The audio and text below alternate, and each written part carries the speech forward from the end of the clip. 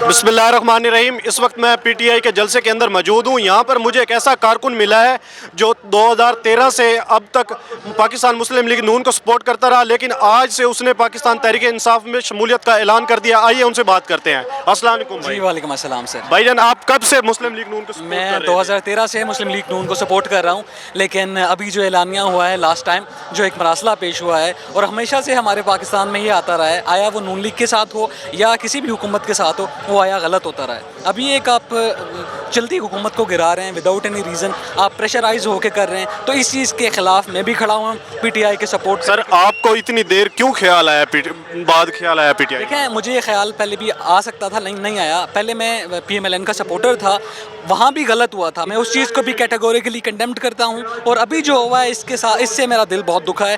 تو اب میں پی ٹی آئی میں پراپر شمولیت کا اعلان کرتا ہوں اور خوش ہوں پی ٹی آئی کے لوگوں کے ساتھ، اور یہ ملک کو آگے لے کے جا رہے ہیں. اس چیز کو میں سراہتا ہوں، خوش ہوں اور کوشش کروں گا کہ آگے بڑھوں ان کے ساتھ. سر، یہ کوئی زبردستی کروا رہا ہے یا اپنے دل سے آ رہے ہیں؟ زبردستی تو کوئی کرا نہیں سکتا سر. پاکستان آزاد ملک ہے، اس میں ہر کسی کا اختیار ہے کون کس کے ساتھ ہے، یہ اس کا اختیار ہے. میں بالکل اپنے دل سے پی ٹی آئی کو سپورٹ کرتا ہوں اور آیا ہوں آج خوش ہوں.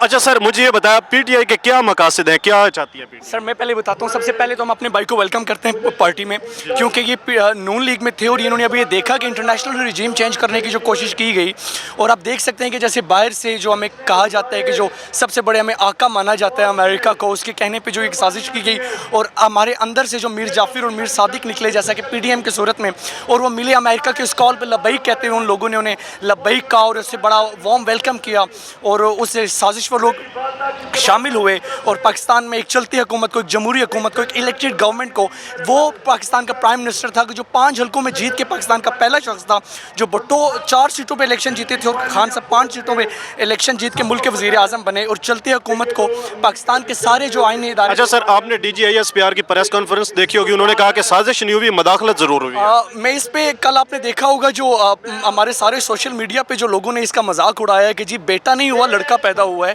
سازش اور مداخلت میں کیا فرق ہوتا ہے؟ لیٹس سے اگر آپ کے گھر پہ اگر کوئی آگے کہے کہ آج یہ سالن نہیں یہ سالن پکانا ہے تو اسے مداخلت کہتے ہیں، یا اگر یہ کر جائے کہ اگر سبزی خورد تک کاٹ جائے تو اسے سازش کہیں گے. تو سازش اور مداخلت میں کوئی خاص فرق نہیں ہے. اچھا مجھے سر یہ بتائیں کہ جو آج پنجاب اسمبلی کے اندر ہوا، اس پہ کیا کہیں گے؟ دیکھیے، یہ تو ہائیلی انفارچونیٹ ہے، اسے جتنا کنڈیم کیا جا سکتا ہے کیا جانا چاہیے، کیونکہ یہ سارے لوگ سیاسی لوگ ہیں جنہیں ہم الیکٹ کرتے ہیں، جو ان ہاؤسز میں جاتے ہیں اور جا کے اگر یہ بد تہذیبی کریں تو یہ ہائیلی انفارچونیٹ ہے. یہ تو بدقسمتی ہے کہ ہمارے ایوانوں میں، مقدس ایوانوں میں ایسے لوگ جاتے ہیں اور جا کے ایسے اگر یہ کریں تو یہ بڑا غلط ہے. اس کی تو مذمت کرنی چاہیے خواہ کسی بھی پارٹی سے ہوں. لیکن ان بھائی کے لیے ان کو ہم وارم ویلکم کہتے ہیں، دل کے عطا گہرائیوں سے انہیں ہم اپنی پارٹی میں خوش آمدید کہتے ہیں. یہ ہماری ایک پارٹی کی روایت ہے کہ ہماری پارٹی میں جو بھی پارٹی جوائن کرتا ہے اسے، ایون کہ خان صاحب بھی اگر ہماری پارٹی کو کوئی جوائن کرے تو وہ یہ ایک فلیگ ہوتا ہے جو اس کے گلے میں ڈالتے ہیں اور ہم انہیں یہ وارم ویلکم کہتے ہیں. Thank you very much, thank you very much. اور آپ کے توسط سے میں یہ ایک بات بتانا چاہ رہا ہوں کہ یہ ہائیلی انفارچونیٹ ہے کہ ہمارے اس ملک کے ساتھ جہاں پہ ہم 22 سے 23 کروڑ لوگ رہتے ہیں اور کسی ایک ملک کے کہنے پہ، ایک اس بیرونی آقا کے کہنے پہ ہم لوگ اس طرح کر دیتے ہیں کہ جی ہم حکومتیں چینج، یہ ضمیر جاگ جاتے ہیں. آپ دیکھیں پچھلے 3 ماہ میں فوراً سے پی ٹی آئی کے لوگوں کے ضمیر جاگے. خیر وہ بھی غلط تھا، الیکٹیبلز آتے ہیں، وہ کہ اپنے مفادات کی سیاست کرتے ہیں.